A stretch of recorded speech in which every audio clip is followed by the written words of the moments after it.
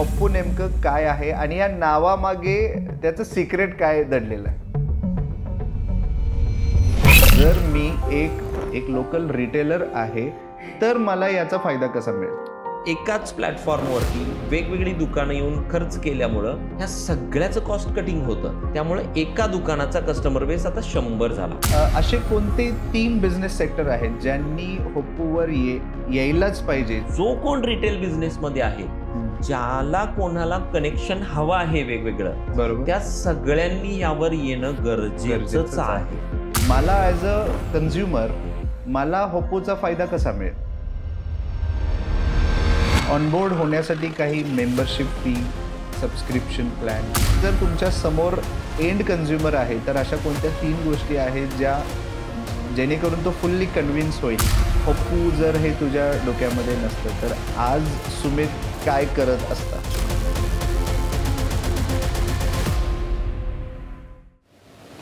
Done. आठवड्यातला बराचसा वेळ माझा ऑनलाईन शॉपिंगमध्ये जातो. फक्त माझा नाही तर एक नॅशनल सर्वे सांगतो की भारतीयांमध्ये आठवड्याला 2 तास 25 मिनटं हा वेळ आपण फक्त ऑनलाईन शॉपिंगमध्ये देतोय. ऑनलाईन शॉपिंगमध्ये मागच्या 15 वर्षांमध्ये जे बिग ई कॉमर्स प्लेयर्स आलेले आहेत याच्यामुळे शॉपिंगचा एक्सपिरियन्स हा पूर्णपणे बदलत चाललेला आहे. आज स्मार्टफोनमध्ये किंवा इंटरनेटमध्ये भारताचा जगामध्ये 2रा नंबर लागतो. इतकंच नाही तर 2024चा जर आपण नॅशनल सर्वे बघितला तर ऑनलाईन शॉपिंगचं संपूर्ण मार्केट 13 लाख करोड रुपयाचं आहे. याच्यामध्ये टियर 2 आणि टियर 3 या ज्या सिटीज आहेत याच्यामध्ये ऑनलाईन शॉपर्सचं प्रमाण हे 60% आहे. ह्या सर्व गोष्टी ऐकल्यानंतर जी एक सगळ्यात महत्त्वाची गोष्ट आपल्या बघण्यातून जी सुटून चाललेली आहे ती म्हणजे ह्या संपूर्ण जर्नीमध्ये जे आपले लोकल शॉपकीपर्स आहेत त्यांच्यावर काय लेवलनी इम्पॅक्ट होत आहे. नक्कीच मागच्या या 10 ते 15 वर्षांमध्ये ज्या बिग ई कॉमर्स कंपनीज आलेल्या आहेत, ऑनलाईन शॉपिंगचं प्रमाण जे काही वाढत चाललेलं आहे त्याचा डायरेक्ट इम्पॅक्ट हा लोकल शॉपकीपर्सना होत आहे. बरीच वर्ष आपण फक्त आणि फक्त प्रॉब्लेम्सबद्दल बोलत चाललेलो आहे, पण याचं सोल्युशन काय आहे? असं सोल्युशन जे आपल्या टाऊनमधल्या, आपल्या सिटीमधल्या प्रत्येक लोकल शॉपकीपर्सना ते उपयोगी ठरेल. इतकंच नाही तर आपल्यासारखे जे लोकल कन्झ्युमर्स आहेत, जर आपण बघितलं तर आजसुद्धा जवळजवळ 65% गोष्टी आपल्याला अशा आहेत ज्या आपल्याला लोकली जाऊन लोकल वेंडर्सकडून घ्यायच्या असतात पण तो कन्व्हिनियन्स नाही मिळत. पण या संपूर्ण गोष्टी जर असतील तर याचं सोल्युशन काय?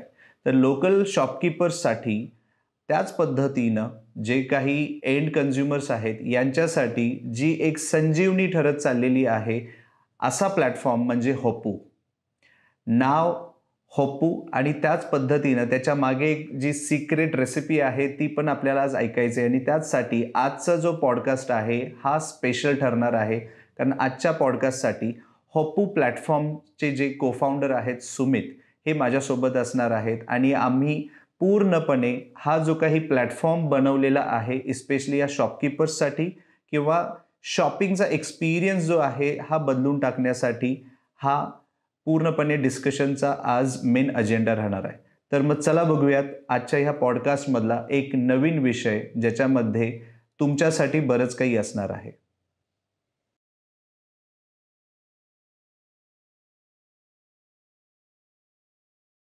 नमस्ते सुमित. हप्पूसाठी आज आपण दोघे गप्पा मारण्यासाठी आलोय. ऑब्वियसली हप्पू हा फर्स्ट टाइम ज्या वेळेला मी वर्ड ऐकला बरेच प्रश्न पडले. नेमकं काय ॲप्लिकेशन आहे, याचा एंड कन्झ्युमरला काय फायदा होईल, आमच्यासारख्या रिटेलर्सना काय याचा फायदा होईल, याचा नेमका मोटिव्ह काय आहेत, ह्या सर्व गोष्टी आपल्याला ह्या पॉडकास्टमध्ये डिस्कस करायच्या आहेत. पण त्याच्यापूर्वी जे मला एक जी गोष्ट इथे प्रकर्षानं जाणवतीये ती म्हणजे आपदा में अवसर है.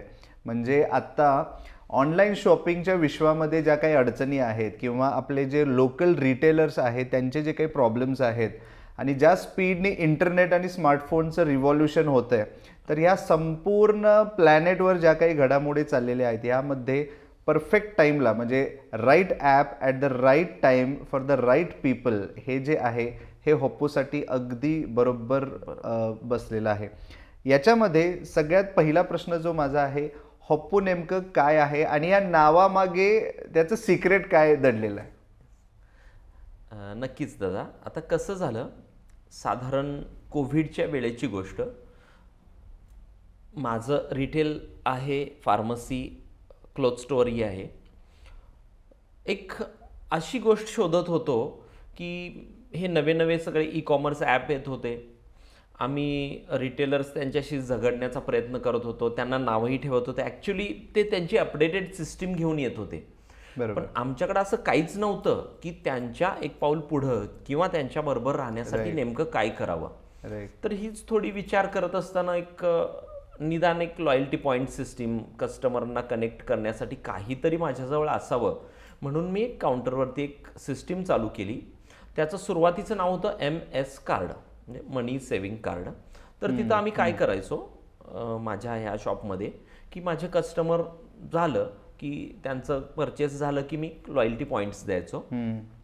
सेम हेच लॉयल्टी पॉईंट्स ते कस्टमर माझ्या क्लोथ स्टोअरमध्येही वापरू शकत होतं. आता इथं मला काय फायदा झाला, जो कस्टमर माझ्या फार्मसीचा होता पण क्लोथ स्टोअरचा नव्हता, तो ॲटो तिकडं कन्वर्ट व्हायला लागला, कारण इथले पॉईंट्स तो तिथं वापरू शकत होता. सेम जो कस्टमर क्लोथ स्टोअरचा होता पण फार्मसीचा नव्हता, तो तिथं मिळालेले पॉईंट्स घेऊन माझ्या फार्मसीकडे यायला लागला. मला दोन्हीकडून मिळून फायदा व्हायला लागला, कारण बरोबर कस्टमर बेस माझा डबल झाला. इकडचा तिकडचा दोन्ही मिळून माझा कस्टमर बेस डबल झाला. हीच गोष्ट मी माझ्या मित्राबरोबर शेअर करत होतो, पेट्रोल पंपवाला माझा मित्र. तर त्याला ही गोष्ट आवडली आणि त्यांनी काय म्हटलं, अरे सुमित, तुझ्याकडे जर असं गोष्ट होत असेल तर का नाही आपण दोघंही ह्या गोष्टीवरती यावं. मग आमचं असं ठरलं की त्याचं कार्ड माझ्या शॉपला दाखवलं की मी त्याचं sugar checking, BP checking, health checkup ह्या गोष्टी फ्री करायचो.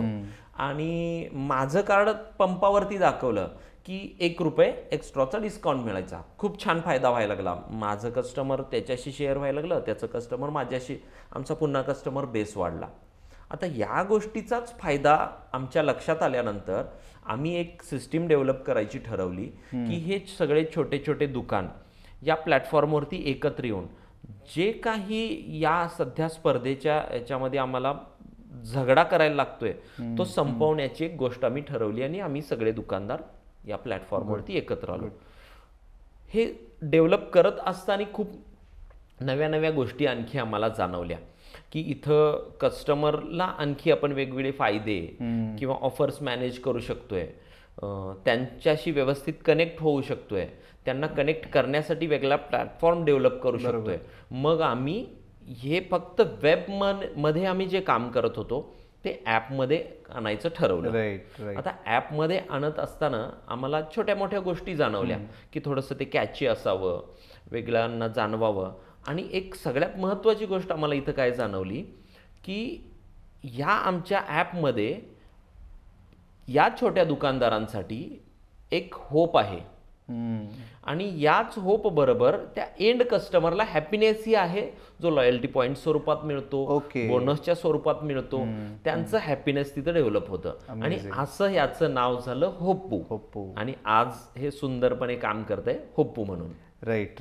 एक्झॅक्टली. खूप छान कॉन्सेप्ट. कारण मी आतापर्यंत हॉप्पूबद्दल ऐकलेलं होतं, कारण पहिली गोष्ट तर एक्सलंट फीडबॅक जे एंड कस्टमर्सचे आहेत. दुसरी गोष्ट याचा जो काही एक ईज आहे, ज्या पद्धतीनं अगदी सोप्या पद्धतीनं मी हे ॲप वापरू शकतो किंवा ज्या पद्धतीनं त्याचे ट्रान्झॅक्शन्स आहेत माझ्यासारख्या रिटेलरसाठी, तर ते अगदी व्यवस्थित आणि एकदम सिम्प्लिफाईड आहे. त्याच्यामुळे खूप छान ब्रँड नेम आहे जे अगदी स्पेशली यूथला तर इमिजिएटली कॅच होईल. मला यामध्ये एक प्रश्न विचारायचा आहे, जर मी एक एंड कन्झ्युमर आहे, महिन्याभरामध्ये माझी जी काही शॉपिंग आहे आणि माझ्या ह्या शॉपिंगमध्ये मग बरेच वेगवेगळे एलिमेंट्स आहेत, म्हणजे ते पेट्रोल पंपपासून ते ग्रॉसरी स्टोअर आहे, रिटेल फार्मसी आहे, कपडे आहेत, बऱ्याच काही गोष्टी आहेत माझ्यासाठी, माझ्या फॅमिलीसाठी आहेत. काही गोष्टी मी आज ॲमेझॉनवरून घेतोय, काही गोष्टींसाठी मी आज लोकल जे माझे नेहमीचे वेंडर्स आहेत त्यांच्यापर्यंत जातोय. पण या दोन्ही गोष्टी असताना सुद्धा मला ॲज अ कन्झ्युमर, एक ॲज अ सिटीजन, मला होप्पूचा फायदा कसा मिळेल? नक्कीच सचिन. आता सध्याच्या युगामध्ये जर आपण बघितलं तर कस्टमर हा टेक फ्रेंडली म्हणा, मोबाईल फ्रेंडली झालेला आहे. त्याच्या जवळच्या आसपास जरी रिटेल शॉप असेल तरी सहज मोबाईलवर स्क्रोल केल्यानंतर त्याला गोष्टी दिसतात. तो त्याचे रिव्ह्यूज बघू शकतोय. आणि जरी त्याच्या एरियात, त्याच्या गल्लीत एखादं शॉप असलं तर तिथं आणायला न जाता तो इझिली मोबाईलवरून मागवून घेतो. आता इथं थोडी आमच्या रिटेलरांची निगेटिव्हिटी येते की तिथं ते व्यवस्थितपणे कस्टमरपर्यंत पोहोचू नाही शकत, स्वतःचे प्रोडक्ट्स नाही मांडू शकत. आता यामध्ये आपल्या कस्टमरांना होप्पूकडं कन्व्हर्ट झाल्यानंतर नेमका काय फायदा होईल हे जर बघायचं असेल, हे अशी गोष्ट आहे की आपण सर्वात आधी यामध्ये लोकल शॉप्सचा बिझनेस वाढवतोय. लोकल शॉप आता हा बिझनेस का वाढवतोय तर फक्त असं नाही की त्यांना आपण बिझनेस द्यायचा आहे म्हणून. खरोखर लोकल शॉप्स त्या पद्धतीनं स्मार्ट होत आहेत. ते लोकल शॉप्स ही त्यांचे प्रोडक्ट्स इथं प्रेझेंट करू शकणार आहेत, त्यांचं कनेक्शन इथं मिळणार आहे. आता समजा यामध्ये एक फार्मसी स्टोअरला एखाद्या कस्टमरनं खरेदी केली, तिथं मिळालेले लॉयल्टी पॉईंट्स तो जाऊन पेट्रोल पंपावर वापरू शकतो. बरोबर. या दोघांच्याकडे मिळालेले लॉयल्टी पॉईंट्स जाऊन तिसऱ्या ठिकाणी वापरू शकतो. आता आमच्याकडे बघा छोटी छोटी उदाहरणं अशी आहेत की आमच्या एरियात बऱ्यापैकी ट्रकवाले, डंपरवाले भरपूर मोठ्या प्रमाणात आहेत. आता इथं काय घडतंय की ते पेट्रोल पंपावर मंथली जे काही पेट्रोल घालणं हे होतंय याच्यामध्ये त्यांचे जे पॉईंट्स मिळतात ते येऊन माझ्या फार्मसीला फ्रीली औषधाची खरेदी करू शकतात. तिथं पैसे द्यायची गरज नाही. आता यात नेमका परत आणि प्लस पॉईंट काय बघा, ते माझ्या इथं पैसे तर देणार नाहीत खरेदीसाठी, पॉईंट्स वापरणार, पण माझ्याकडून पुन्हा त्यांना डिस्काउंट मिळते. म्हणजे मिळालेल्या डिस्काउंटला पुन्हा डिस्काउंट हा एक खूप मोठा फंड आहे यामध्ये. इवन आणि यामध्ये कस्टमरला आणखी काय खात्रीला एक गोष्ट आहे, ऑनलाईनवर मागवल्यानंतर तो प्रोडक्ट कुठून येतोय, काय येतोय, काहीही माहीत नसतंय. पण आपलं होप्पू इतकं छान कनेक्ट आहे कस्टमरशी, कस्टमरला माहिती आहे की तो येणारा प्रोडक्ट किंवा ते कुठून घेणार आहे हे त्याला माहिती आहे. ज्याला ना कुठंच 15 दिवसाचा किंवा असा काहीच रूल नाही आहे. तुम्ही नंतरही जाऊन त्या स्टोअरला कनेक्ट होऊ शकताय, भेटू शकताय, सर हा असा प्रोडक्ट होता, जेन्युइनली खरोखर त्या प्रोडक्टमध्ये काही प्रॉब्लेम्स असतील तर तो कस्टमर तिथून एक्सचेंज करू शकतोय. त्याला माहिती आहे की कुठून तो प्रोडक्ट यायला लागलाय, किंवा तो स्वतः जाऊन तिथं जरी भेटला, स्वतः जाऊन तिथून खरेदी केला, त्याला पॉइंट्स मिळणार आहेत आणि तो त्या फील्डमध्ये फिरतोय. त्याला इझिनेस आहे. हा थोडासा आपला सक्सेस आहे ऍपचा, कस्टमरच्या दृष्टीनं फायद्याचा आहे. मी हे थोडंसं माझ्या वेमध्ये समराईज करतो 3 गोष्टींमध्ये. नंबर 1, जर मी एंड कस्टमर आहे तर मला ह्याचा फायदा कसा होईल. 3 फायदे जे मला दिसत आहेत as a customer immediately. Number 1, आत्ता सध्याच्या स्थितीमध्ये जे मी online shopping plus local shopping सुद्धा करतोय, याचं परफेक्ट कॉम्बिनेशन म्हणजे होप्पू, जिथे मी online shopping plus local shopping हा जो माझा एक्सपिरियन्स आहे. कारण बऱ्याचदा असं होतं की मला एखादी गोष्ट ऑनलाईन घ्यायची असते, पण मला बॅक ऑफ द माइंड मला माहिती असतं की जर जो ट्रस्ट माझा लोकल वेंडर्सवर आहे तर तो ट्रस्ट मला ऑनलाईनवर नाही आहे. पण यामध्ये हे एक जे परफेक्ट कॉम्बिनेशन आहे, online shopping plus local shopping, हा बेनिफिट मला मिळतो. दुसरी गोष्ट, आजच्या दिवशी मला लॉयल्टी पॉईंट्स किंवा लॉयल्टी बोनस मिळतात, पण ते कसे मिळतात? पेट्रोल पंपवर मिळालेले जे लॉयल्टी बोनस आहेत किंवा पॉईंट्स आहेत ते मी तिथेच फक्त रिडीम करू शकतो. ते रिटेल फार्मसीला किंवा कुठेही करू शकत नाही. याचा सुद्धा जो बेस्ट बेनिफिट आहे तो मला होप्पूमध्ये मिळतोय. कुठलेही लॉयल्टी पॉईंट्स मी कुठेही जाऊन रिडीम करू शकतोय. परफेक्ट. आणि नंबर 3, जो आज सुद्धा आमच्यासाठी जो एक पेन पॉईंट आहे तो म्हणजे आज क्विक कॉमर्सचे बरेच ॲप्स आहेत, ठीक आहे, जे 8 मिनिटामध्ये 10 मिनिटामध्ये डिलिव्हर देतात. यांच्या सर्व्हिसेस आम्हाला क्विकली मिळतात, पण सगळ्यात मोठा जो पॉईंट आहे तो म्हणजे मला ॲज अ कस्टमर माहितीच नाही की ही वस्तू आलेली कुठून आहे. कारण माझ्या डोक्यात एकच आहे की ही वस्तू कुठली तरी वेअरहाऊसमध्ये आहे आणि ती वेअरहाऊसवरून मला इथे येते. पण होप्पूवर मी पूर्णपणे ती ट्रॅक करू शकतोय की कोणत्या लोकल वेंडरकडून किंवा कुठल्या लोकल रिटेलरकडून ती वस्तू येते. त्याच्यामुळं माझ्या शॉपिंगच्या एक्सपिरियन्समध्ये जो ट्रस्ट नाही आहे आजच्या दिवशी, तो ट्रस्ट मला इथे मिळतो. माझ्या ह्या शॉपिंगच्या एक्सपिरियन्समध्ये जे लॉयल्टी पॉईंट्स किंवा जो बेनिफिट आहे ॲडिशनल डिस्काउंटचा, तो जो मिसिंग आहे तो मला इथे मिळतोय. आणि नंबर 3, ऑब्व्हियसली मला जो कन्व्हिनियन्स मला पाहिजे घर बसल्या शॉपिंगचा, हा सुद्धा कन्व्हिनियन्स मला इथे मिळतोय. Excellent excellent. याच मध्ये जो दुसरा व्हर्टिकल आहे त्याच्याबद्दल आपण आता बोलूयात. तो म्हणजे जर मी एक रिटेलर आहे, एक लोकल रिटेलर आहे, तर मला याचा फायदा कसा मिळेल? नक्की सचिन, बघा याच्यामध्ये काय आहे, सध्याचे ई कॉमर्स इझी कनेक्शन, त्यांची स्मार्ट पद्धत, त्यांचे बोनस देण्याचे प्रकार किंवा ऑफर्स देण्याचे प्रकार हे इझिली करू शकतात, कारण ह्या प्रत्येकांचे ॲप्स आहेत. ह्या प्रत्येकाने वेगवेगळ्या सिस्टीम्स डेव्हलप केलेल्या आहेत. आता ह्या सिस्टीम्स जर एका दुकानदाराला जर डेव्हलप करायच्या म्हटल्या तर इतकं इझी नाही आहे, कारण तो प्रत्येक गोष्टीवर इतका एक्सपेन्स करू शकतोय. कस्टमरपर्यंत पोहोचण्यासाठीचे मार्ग, आपली स्वतःची ऑफर मॅनेज करायचे मार्ग, किंवा समजा त्याचा एक कस्टमर बेस हा बेसिक आहे, त्याचा स्वतःचा एक आहे, बरोबर. तो 10, 20, 50 XYZ काहीतरी असेल. पण त्याला जर पुन्हा कस्टमर बेस वाढवायचा आहे, त्याला स्मार्टली कस्टमर पर्यंत पोहोचायचं आहे, तर आज होप्पू सगळ्यात सुंदर कनेक्शन देते. ओके. होप्पूवरती इतकं छानपणे आपण मॅनेज केलेलं आहे आणि अजून खूप काही अपडेट्स आणतोय. यामध्ये सहज सुंदर म्हणजे बघा, काही मला ऑफर मॅनेज करायची आहे, पटकरून कस्टमरपर्यंत ऑफर जाते, त्याच्या ॲपला कनेक्ट आहे. मल्टिपल स्टोअर्स यामध्ये असल्यामुळं, म्हणजे फार्मसी आहे, क्लोथ स्टोअरही आहे, वेअरहाऊस आहे, वेगवेगळी शॉप्स, ग्रोसरी शॉप्स आहे, पेट्रोल पंप आहे, अशी सगळी दुकानं एकत्र असल्यामुळं ह्यामध्ये कस्टमर बेस वाढतोय.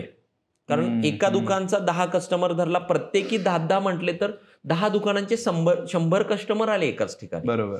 त्यामुळे एका दुकानाचा कस्टमर बेस आता 100 झाला. सगळ्यात महत्वाचा फायदा झाला, कस्टमर बेस वाढला. त्याच्यानंतर ऑफर तिथं आपण इझिली मॅनेज करू शकलो. बरोबर. या दोन्ही गोष्टीमध्ये ज्या वेळेला हा फायदा कस्टमरला इझिली आपण देऊ शकायला लागलोय, कस्टमरचं वॉकिंग ऑटोमॅटिक वाढायला लागलं. तुम्हाला नक्की सगळ्यात मूळ मोठं आपल्या दुकानचा हे कस्टमर बेस वाढवलं आणि तो फायदा आपण वाढवू शकलो आणि कमीत कमी खर्चात.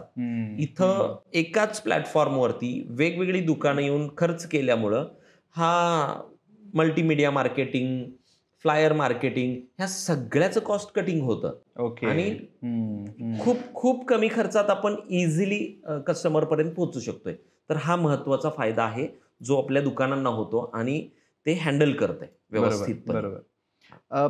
पण मला ॲज अ रिटेलर याच्यामध्ये लॉयल्टी पॉईंट्सचं जे काही कॅल्क्युलेशन आहे, ऑब्व्हियसली मला माझ्या कस्टमरला डिस्काउंट हा द्यावाच लागणार आहे. डिस्काउंट जर द्यावा लागणार आहे तर काही केसमध्ये ठीक आहे, माझ्या प्रॉफिटमधला एक्स पार्ट जो आहे तो मी डिस्काउंट म्हणून देऊ शकतोय, पण बऱ्याच बिझनेसेसनं तो पॉसिबल नाही आहे. जसं की आपण ज्वेलर्स वगैरे बघूया, जिथे थोडीशी पॉसिबिलिटी कमी आहे किंवा तेवढ्या लेवलचा तो बेनिफिट नाही मिळणार.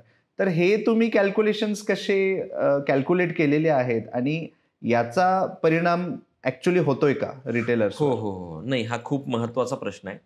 कारण इथं पेट्रोल पंपाचं मार्जिन वेगळं आहे, बरोबर, गोल्ड स्टोअर मार्जिन वेगळं आहे, फार्मसीला मार्जिन वेगळं आहे, अशा वेगवेगळे मार्जिन्स आहेत. होप्पूमध्ये आपण काय केलंय, 1 पॉईंट बरोबर 1 रुपया हा फिक्स आहे, इथं काही चेंजेस नाही आहे. आता लॉयल्टी पॉईंट्स हे त्या केस प्रमाणे चेंज होतात. म्हणजे पंपावरती कुठं 8 आणि कुठं 1 रुपया मिळतोय. मेडिसिन स्टोअरला, फार्मसीला आलात तर तुम्ही 2 रुपये, 5 रुपये, 10 रुपये असे स्लॅब्स आहेत. म्हणजे त्या प्रोडक्टच्या मार्जिन प्रमाणे बदलतंय. क्लोथ स्टोअरला वेगळा स्लॅब आहे. पण पॉईंट्स मिळताना हे त्या पद्धतीनेच मिळतात. म्हणजे कसं आहे की आपल्या मार्जिन प्रमाणे त्या स्टोअरनं लॉयल्टी पॉईंट्स दिलेले आहेत. ते ज्या वेळेला काउंट होतंय ते 1 पॉईंट इक्वल टू 1 रुपीज या पद्धतीनेच काउंट होतंय. हा झाला लॉयल्टी पॉईंट्सचा प्रकार. आता आपण आपल्या प्रश्नाप्रमाणे गोल्ड स्टोअर मार्जिन कमी आहे आणि अमाऊंट बल्क होते, मग अशा ठिकाणी पॉईंटचा पर्सेंटेज कमी ठेवलेला आहे, प्लस तिथं वेगळे ऑफर्स केलेले आहेत. आता ते ऑफर्स म्हणजे एखादी गोष्ट घेतल्यानंतर एखादा प्रोडक्ट तुम्हाला फ्री मिळाला आहे किंवा एखादी सर्व्हिसेस फ्री दिली आहे किंवा तुमची डिलिव्हरी मी यामध्ये फ्री केलंय. अशा गोष्टी इझिली कनेक्शन जे कुठंतरी जाऊन त्या कस्टमरचे 2-5 रुपये वाचावेत, हे या सिस्टीममध्ये आपण व्यवस्थित हँडल केलंय. आणि त्यामुळं काहीही झालं भले पॉइंट्स जरी कमी मिळाले तर एक अशी सर्व्हिस कस्टमरला मिळते की कस्टमरचा एंड ऑफ द डे कुठेतरी पैसा वाचलाय. बरोबर. आणि हे यामध्ये घडतंय, हे घडवतोय आम्ही. आता यामध्ये कसं आहे, समजा गोल्ड स्टोअरमध्ये तुम्ही खरेदी केली तर इथं एक ऑफर आम्ही मॅनेज केली आहे की इथं तुम्ही फार्माला जावा आणि एखादा शुगरचं मशीन जे बाबा 1000 रुपयाच्या घरात वगैरे मिळतंय ते 150, 200, 500 रुपयात तुम्हाला मिळून जाईल. इनडायरेक्टली फायदा झाला. किंवा छोट्या छोट्या जरी ऑफरमध्ये जरी मॅनेज केलं, 2 ब्रशला 1 ब्रश तुम्हाला फ्री मिळून गेला त्या दुकानात गेल्यानं. म्हणजे खरेदी त्यानं इकडं केली पण ऑफर मिळाली तिकडच्या दुकानाची. म्हणजे विन विन सिच्युएशन झालं. इथं दोन्हीही फार्मसीचं काम, शॉपचं काम झालं. अशा खूप वेगवेगळ्या ऑफर्स आपण मॅनेज करतो. म्हणजे थोडक्यात जर माझं एक पूर्णपणे मार्केट आहे, माझ्या टाउन मधलं एक जर मार्केट आपण कन्सिडर केलं तर त्या मार्केटमध्ये वेगवेगळ्या प्रकारचे छोटे मोठे बिझनेसेस आहेत. मग त्याच्यामध्ये तो एखादं रेस्टॉरंट सुद्धा आहे, एखादं ग्रॉसरी आहे, कपड्यांचं दुकान आहे, ज्वेलर्स आहे, जवळजवळ वेगवेगळ्या प्रकारचे हे सगळे बिझनेसेस आहेत. तर ऑब्व्हियसली तुम्ही म्हणताय तसं माझ्याकडं जो काही कस्टमर येत होता, जो फक्त आणि फक्त माझ्याकडेच येत होता, तो आता माझ्यामुळे किंवा हॉपूमुळे बाकी बिझनेसेसमध्ये पण त्याचा वॉक इनचा जो काही रेट आहे तो सुद्धा वाढला. आणि जे बाकीच्यांच्याकडे येत होते तो कस्टमर माझ्याकडे आला. थोडक्यात मी याला म्हणू शकतो का की सबका साथ सबका विकास? नक्की. आपलं थोडीशी टॅगलाईनच आहे, टुगेदर वी ग्रो. राईट आहेच. म्हणजे आपण सर्व मिळून इथं बिझनेस करायचा. आता बघा, छोटी छोटी उदाहरणं मी सांगतो माझ्याजवळ झालेली. लग्नाची खरेदी बऱ्यापैकी मोठी असते. बरोबर. तर अशा गोष्टीमध्ये आपल्या होपो ऑनबोर्डवाल्या शॉपमध्ये एक कस्टमर गेलं. आता तिथं खरेदी केल्यानंतर आकडा मोठा असतोय, लॉयल्टी पॉइंट्स मिळाले. पण ते लॉयल्टी पॉइंट्स तिथंच त्याच ऑनबोर्ड असलेल्या आपल्या क्लोथ स्टोअरमध्ये एकट्याचं कपड्याची खरेदी फ्री झाली. राईट. ते कस्टमर इतकं खुश झालं की अरे हे भारी आहे की म्हणायला. म्हणजे खरेदी तो सोन्याची करायला गेला आणि एक त्याची खरेदी फ्री झाली. सेम भांडी घेणं, हे घेणं, अशा गोष्टीमध्ये पॉइंट्स मिळतात. बरोबर. तिथं त्यानं खरेदी केलं आणि एक मिक्सर त्याचा घ्यायचा होता, तो इलेक्ट्रॉनिक्सच्या दुकानात त्याचा फ्री रिडीम झाला. रिडीम झाला, तिथं वापरलं गेलं. आता हे तरी मोठे आहेत. छोट्यामध्ये बघा,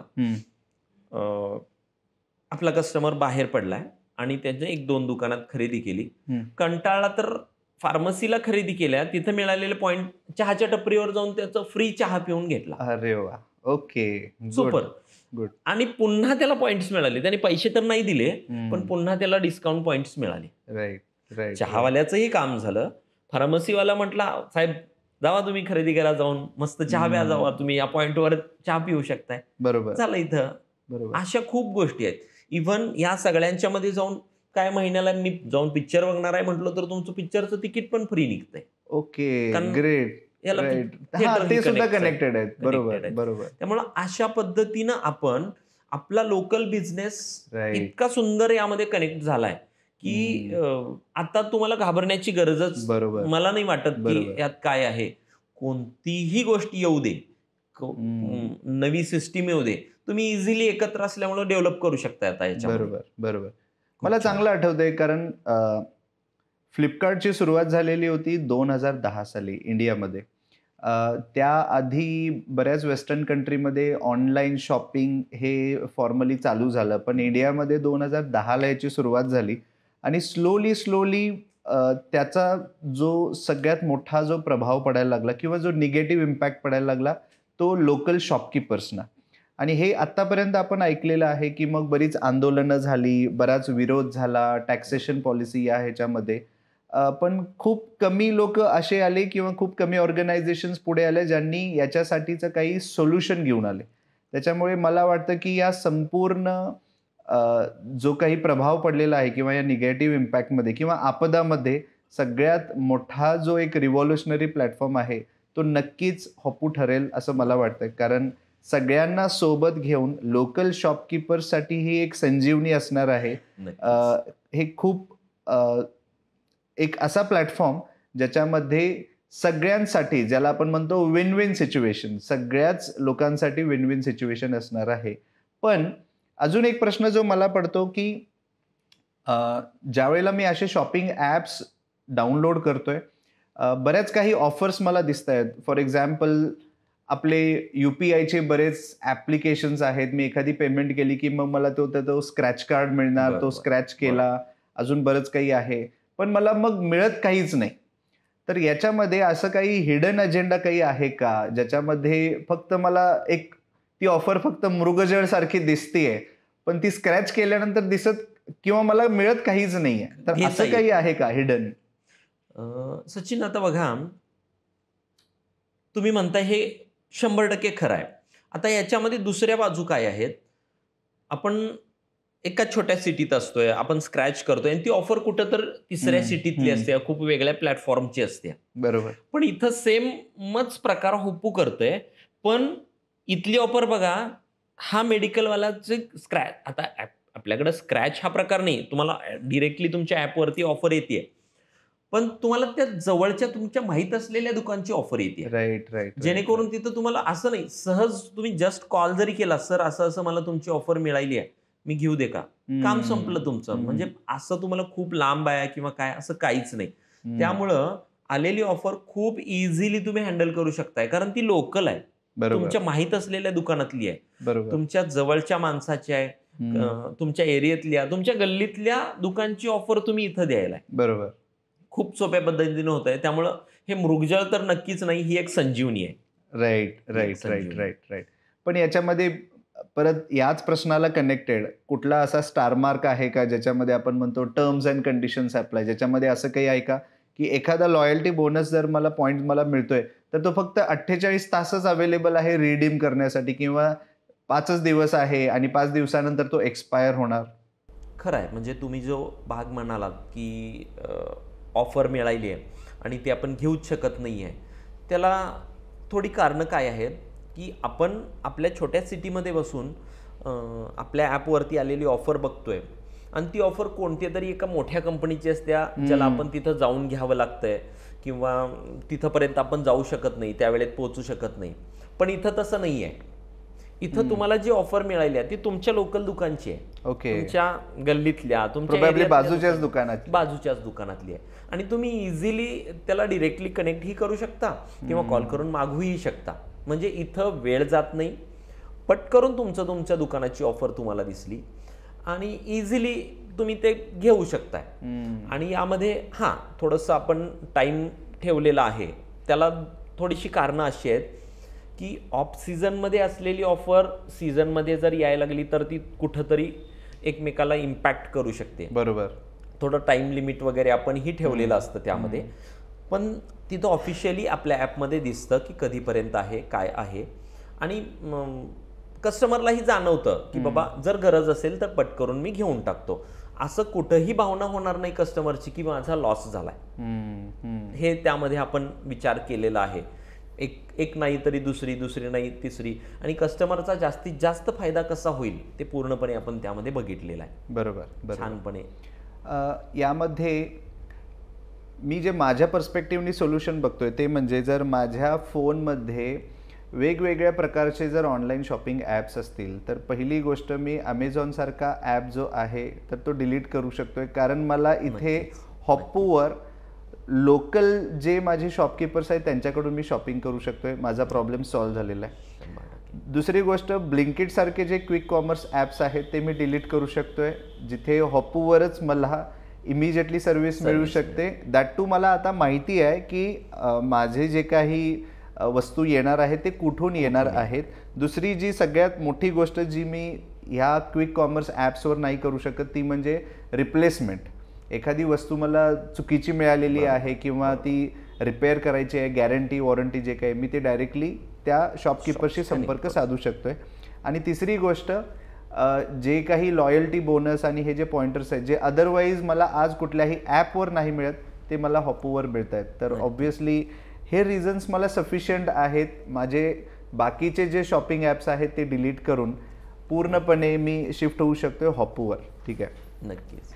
माझा पुढचा प्रश्न जो आहे तो इस्पेशली शॉपकीपर्सचं हे जे काही मार्केट आहे याच्यामध्ये ऑब्व्हियसली हे होऊ शकतं की मला जर एखादी वस्तू हवी आहे, फॉर एक्झाम्पल मला जर औषधंच हवी आहेत, तर ॲट द सेम टाईम मला माझ्याच टाऊनमधल्या माझ्याच लोकेशनमधले बरेच रिटेल फार्मसीचे ऑप्शन्स दिसू शकतात.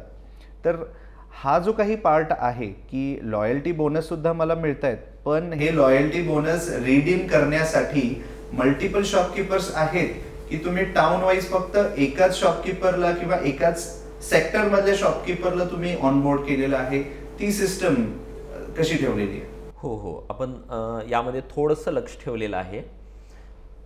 असा आपण प्रयत्न केला आहे की ऑनबोर्ड पुन्हा आपण आपल्यातच मोठं कॉम्पिटिशन होऊ नये किंवा आपल्या स्टोअर्सना तोच प्रॉब्लेम होऊ नये म्हणून थोडंसं लक्ष ठेवलंय की एका प्रकारचं जर शॉप आलं तर त्या एरियातलं, म्हणजे साधारण समजा की 1 किलोमीटर अर्धा किलोमीटर एरिया किंवा तो एरिया, त्या एरियामध्ये ते एकमेव असेल, जेणेकरून त्याला पुन्हा वेगळ्या कॉम्पिटिशनला फेस करायला लागता कामा नये.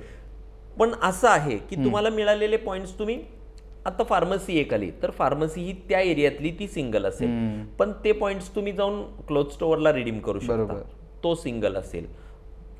आता यामध्ये फक्त थोडंसं आपण असं ऍडजस्ट केलंय की हॉटेल्स म्हणा किंवा चहाची टपरी म्हणा, हे आपण थोडंसं मल्टिपल करतोय, कारण प्रत्येकाची चॉईस वेगळी आहे, खाण्याचा प्रकार वेगळा आहे, ते आपण वेगवेगळे म्हणजे एकसारखे ठेवलेत. पण शॉप जर म्हटलं रिटेल तर एका प्रकारचं हे एकच तिथं आपण हँडल केलंय. बरोबर.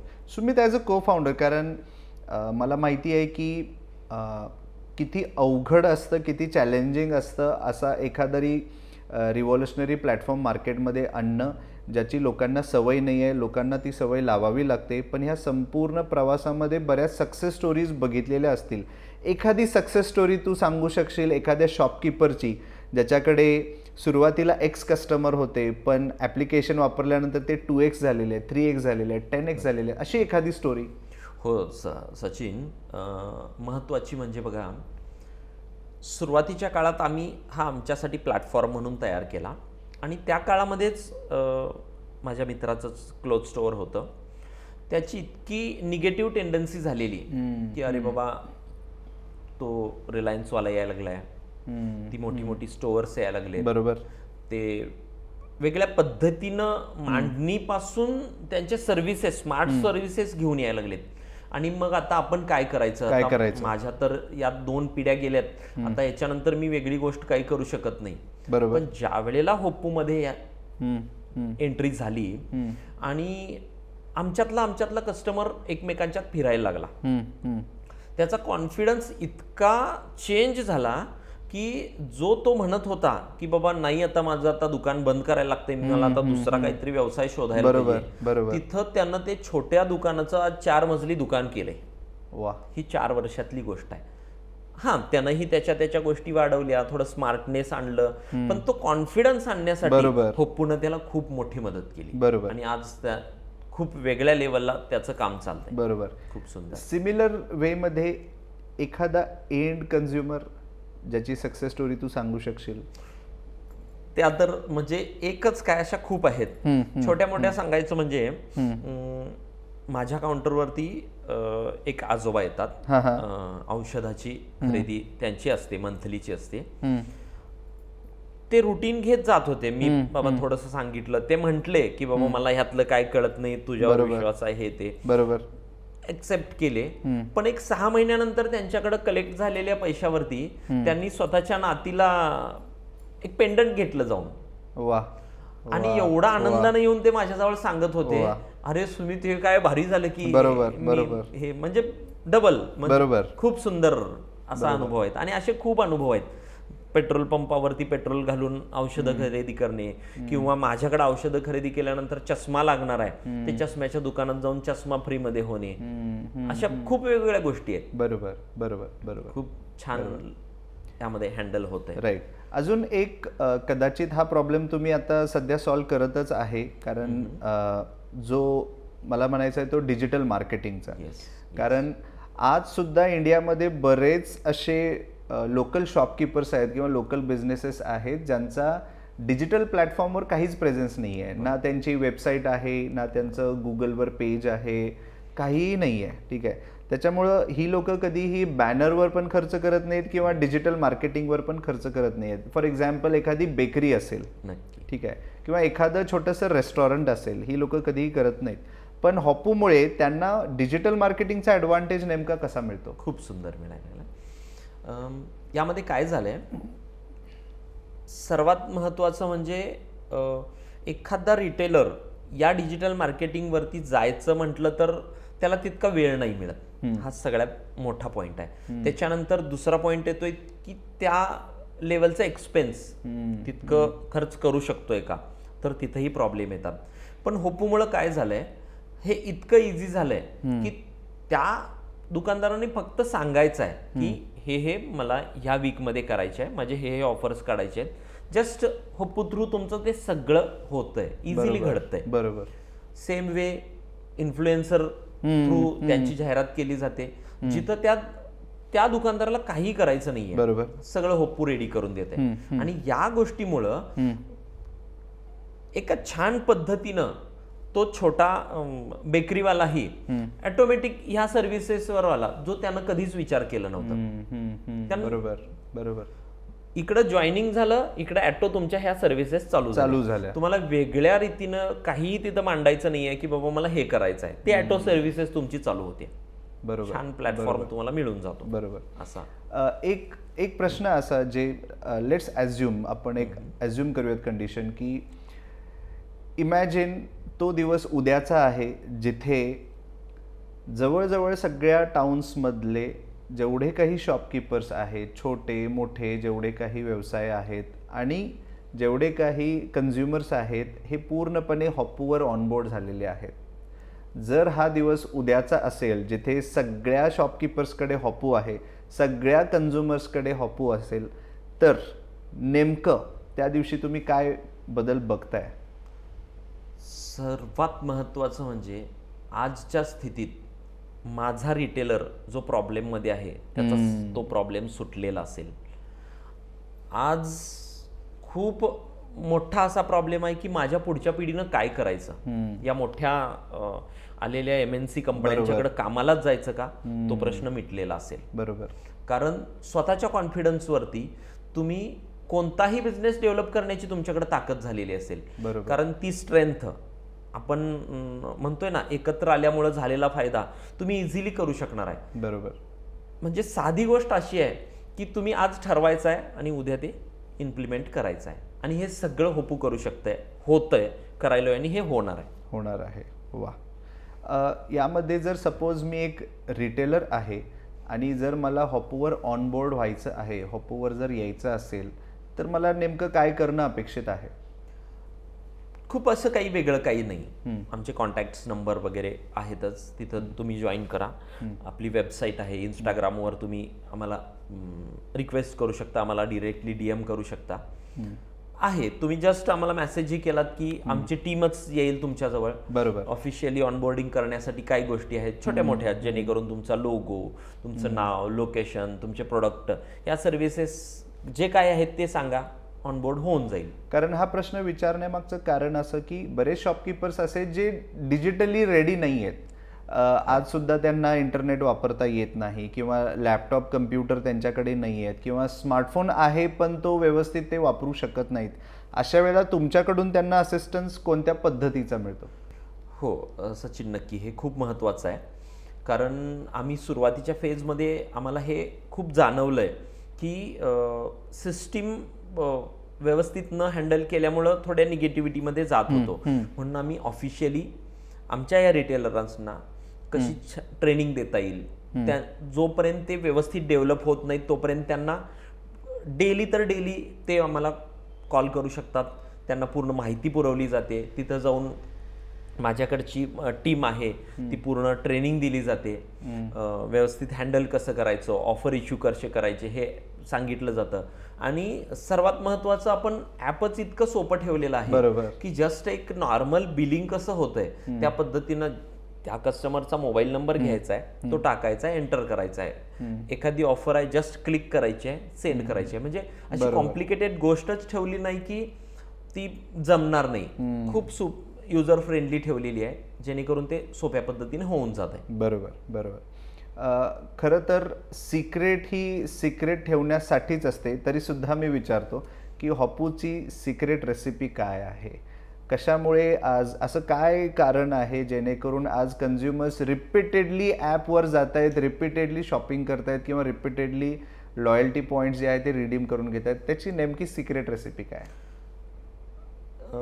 आता यात सिक्रेट रेसिपी सांगायची म्हणजे कस्टमरला जाणवतंय की हा माझा दुकानदार माझ्यासाठी वेगळं काहीतरी करतोय, सर्वात महत्वाचं. आणि हा छोटा दुकानदार आता स्मार्ट झालाय. बरोबर. हीच मी म्हणू शकेन. असं खूप वेगळं काय आहे किंवा काय म्हणण्यापेक्षा त्या मोठ्या कंपन्या यायला लागलेत, त्या पद्धतीचं सेम आपला हा छोटा रिटेलर मॅनेज करायला आहे. बरोबर बरोबर. आणि या माझ्या रिटेलरवरती या कंझ्युमरचा एक फेथ आहे की हा माझा आहे, मी याच्यासाठी हँडल करतो. आणि तोही ती आता सर्व्हिस द्यायला लागलाय.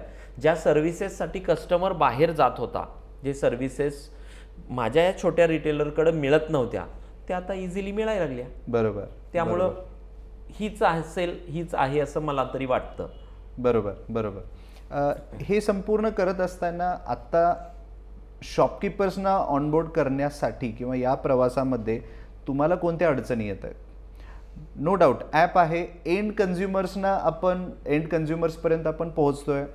ते ॲप डाउनलोड करतायत, त्यांना वेगवेगळ्या व्हरायटीचे वेगवेगळ्या सेक्टरमधले शॉप्स दिसत आहेत, नो डाऊट. पण शॉपकीपर्सना ऑनबोर्ड करण्यासाठी तुम्हाला आत्ता कोणत्या अडचणी येत आहेत? थोड्याशा. शॉपकीपरचं स्वतःचं एक सॉफ्टवेअर असतं आणि नंतर परत आपल्या होपूच्या सॉफ्टवेअरवरती पुन्हा त्याला काम करायला लागतं. असं सध्या 2 वेगवेगळ्या वेनी काम करायला लागतं.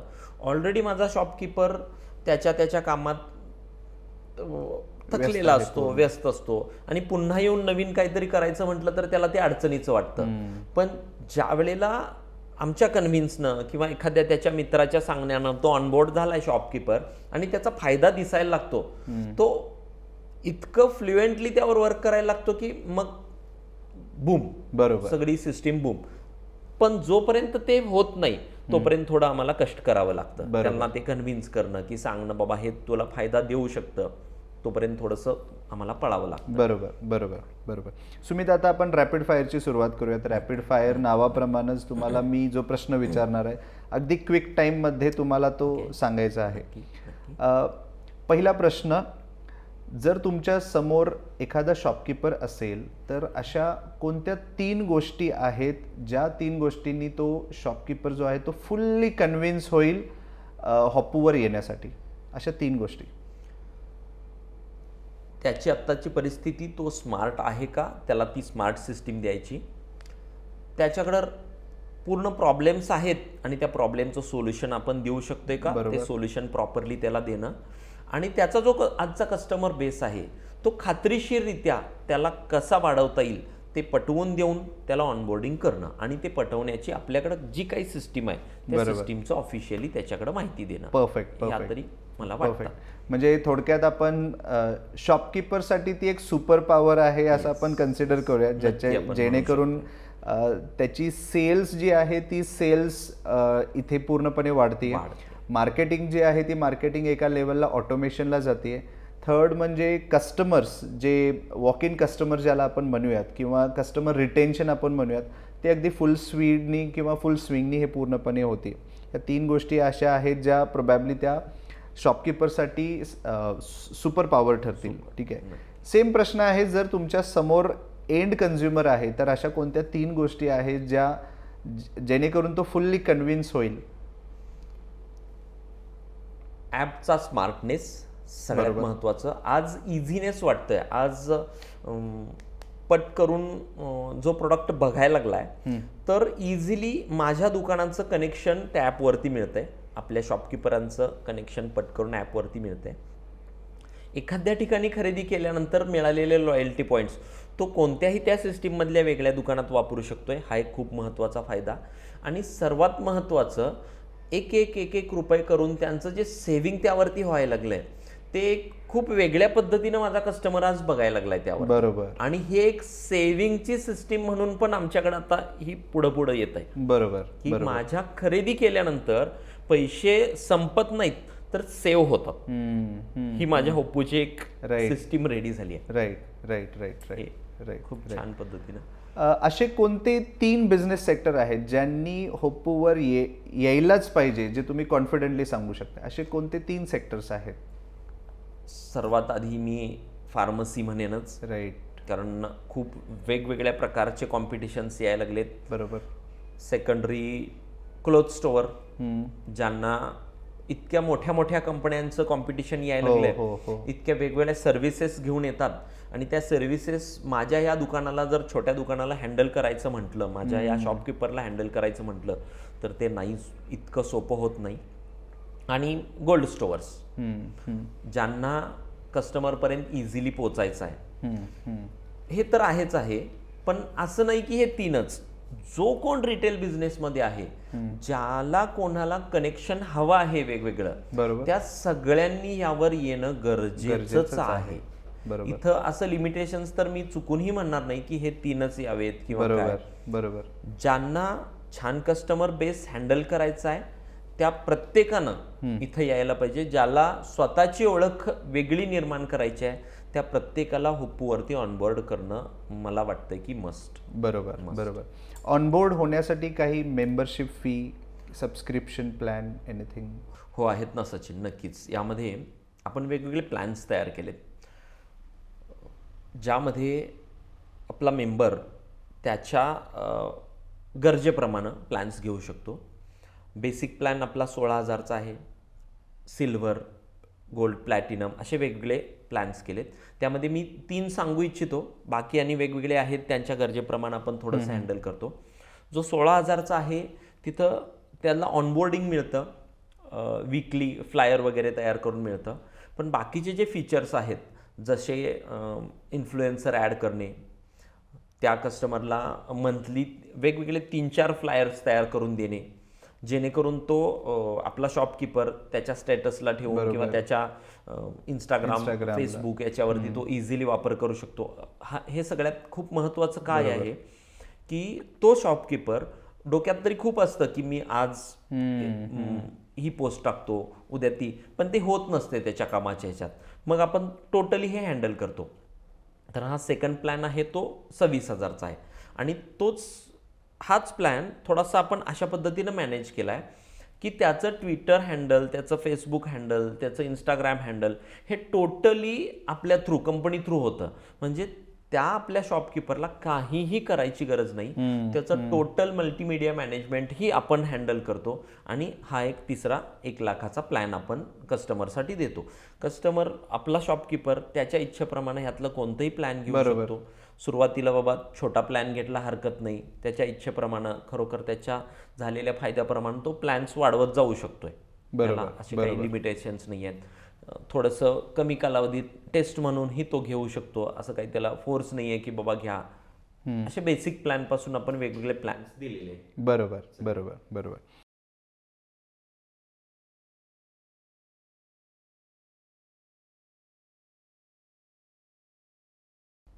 जो ऑलराऊंडर आहे एम एस धोनी, जो सगळ्याच टास्कवरती काम करतो, तसंच सेम होप्पूला कुठलीही गोष्ट नाही की ती तिथं मागं राहते. बरोबर बरोबर बरोबर. कुठं कस्टमरलाही फायदा होतोच, दुकानदारालाही फायदा होतोच, त्या शॉपकीपरचं मल्टीमीडिया मॅनेजमेंटही होतं, आपल्या एंड ऑफ कस्टमरचा सेविंगही होतं, त्याच्या महिन्याच्या बजेटमध्ये एक वेगळ्या पद्धतीनं तो खर्च करून सेव्हिंग करू शकतो. बरोबर बरोबर. अशा खूप वेगवेगळ्या गोष्टी आहेत जो वेगवेगळ्या टास्कवरती होप्पू काम करतं. बरोबर बरोबर. जो एक पर्सनल लेवलला मला तुला प्रश्न विचारायचा आहे सुमित, की आज जर होप्पू जर हे तुझ्या डोक्यामध्ये नसतं तर आज सुमित काय करत असता? आजच्या दिवशी तू कुठे असतास? नक्कीच सचिन, ह्यामध्ये बघा अशी गोष्ट आहे की मीही फ्रस्ट्रेट झालेलो की नव्या कंपनी आल्या, वेगवेगळे सिस्टीम्स घेऊन आले, ते स्मार्टनेस घेऊन आले. सुरुवातीच्या टप्प्यात थोडा मी त्यांना ब्लेम करायला गेलो, पण नंतर लक्षात आलं त्यांना ब्लेम करण्यापेक्षा स्वतःच डेव्हलप व्हायला पाहिजे. बरोबर. आणि त्यातून हे होपू आलंय. पण हे जर नसतं तर नक्कीच आज मला कुठंतरी कामाला जाण्याशिवाय पर्याय नसता असं मी डोक्यात घेऊन बसलेलो, किंवा नाही, माझी डेव्हलपमेंट टोटली थांबली असती. बरोबर बरोबर. नक्कीच.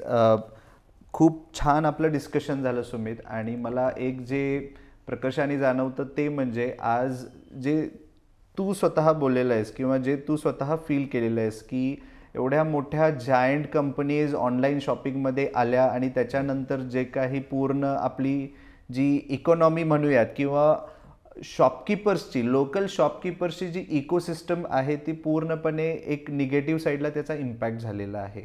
आणि ह्या संपूर्ण जर्नीमध्ये हॉपूचा जो रोल आहे किंवा ह्या प्लॅटफॉर्मचा जो काही रोल आहे तो खूप महत्त्वाचा आहे. म्हणून मी त्याला रिव्हॉल्युशनरी प्लॅटफॉर्म म्हणतोय, जी नक्कीच ह्या प्रत्येक लोकल शॉपकीपरसाठी ती संजीवनी ठरणार आहे. आणि ज्या पद्धतीनं, ज्या स्पीडनी आज भारतामध्ये स्मार्टफोन असेल किंवा इंटरनेट ॲक्सेस जे काही आहेत किंवा यंगस्टर्सचं जे काही प्रमाण आहे हे वाढत चाललेलं आहे, त्याचा डायरेक्ट बेनिफिट जो आहे तो नक्कीच त्या शॉपकीपर्सना पण मिळेल, एंड कन्झ्युमर्सना पण मिळेल. आणि इकॉनॉमी बूस्ट करण्यासाठी याच्यापेक्षा अजून वेगळं किंवा मोठं सोल्युशन काहीही लागणार नाही असं मला वाटतं. सुमित, खूप खूप धन्यवाद, खूप खूप आभार. आणि हॉपूच्या प्लॅटफॉर्मची जी सुरुवात केलेली आहे, खूप चांगलं यश तर मिळणारच आहे. पण मला एक जे याच्यामध्ये जाणवतं ते म्हणजे बऱ्याच शॉपकीपर्सना किंवा बऱ्याच एंड कन्झ्युमर्सना त्याचा बराच बेनिफिट मिळणार आहे, जो सगळ्यांनाच एकत्र घेऊन नक्कीच पुढे जाईल. Thank you so much Sumit. Thank you.